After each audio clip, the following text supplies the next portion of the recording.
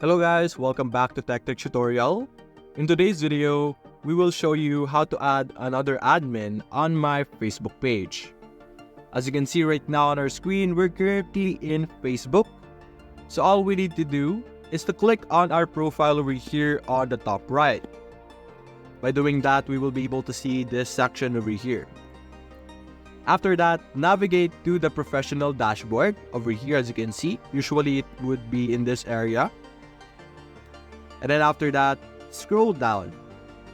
Under tools, you will be able to see over here page access. It might be in a different sequence.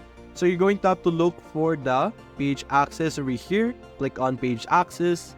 And over here on the top with the people with Facebook access, simply click on add new and specify who you want to add as a new admin towards your Facebook page.